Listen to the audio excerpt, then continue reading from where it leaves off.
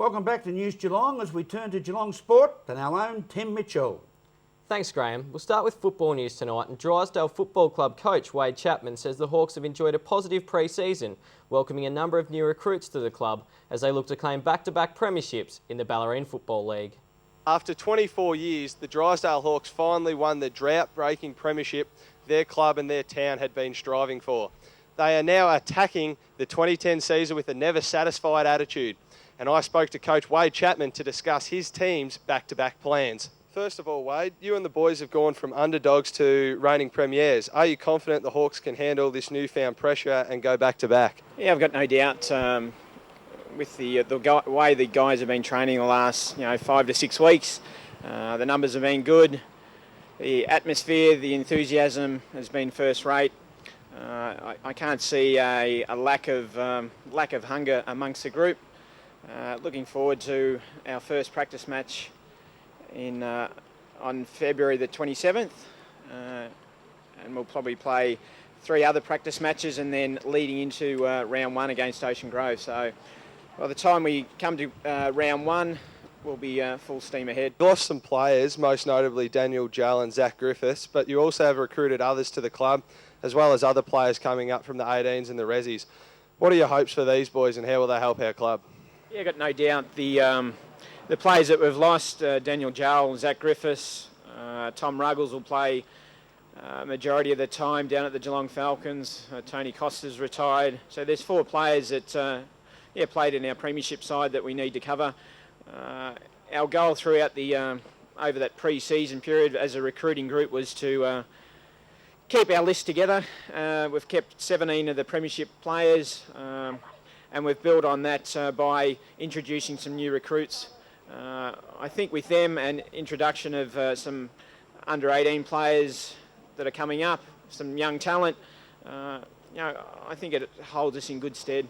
From Cardinia-Pool, Natahn Currie, News Geelong.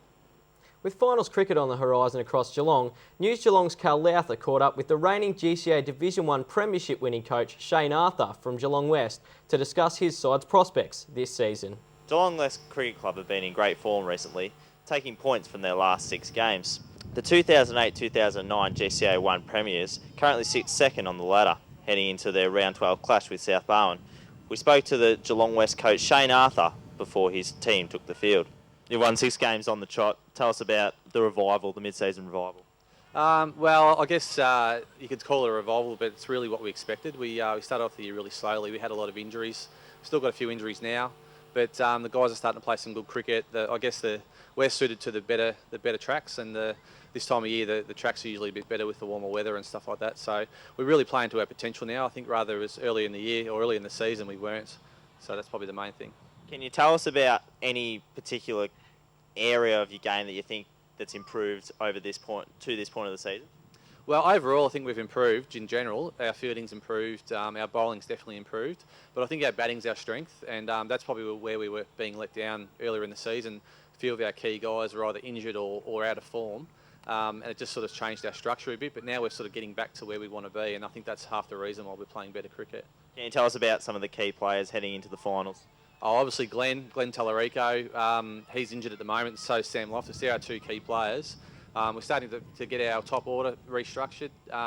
Hopefully those guys will be back next game. Their injuries are coming good.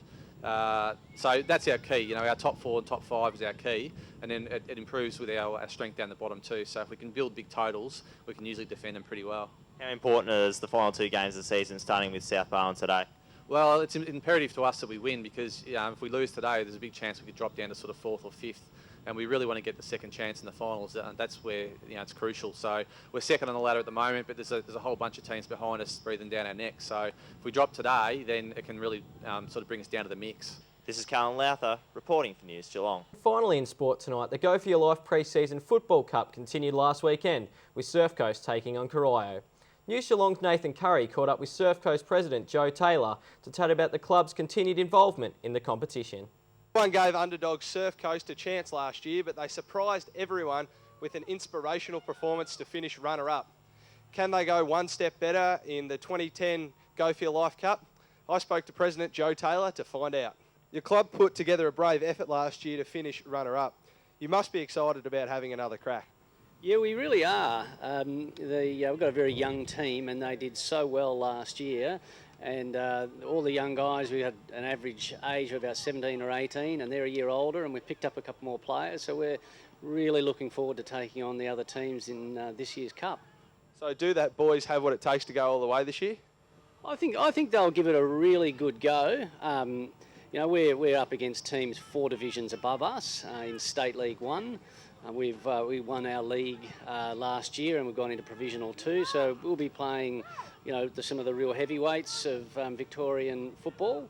But I think our guys have got tremendous skill and a lot of heart, and I think we will give them a really good run for their money. So how will you use this Cup to set up the rest of your year?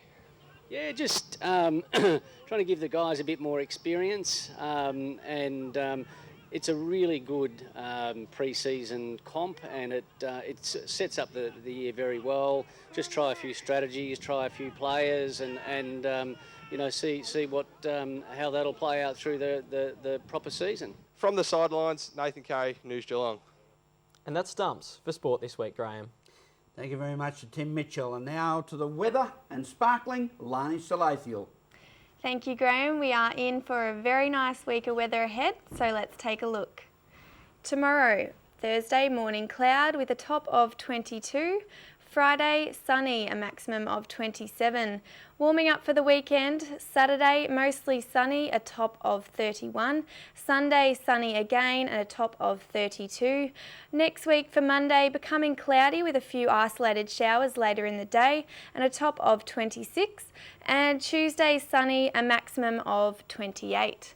And today we had a partly cloudy day, but also mostly sunny with a top of 25.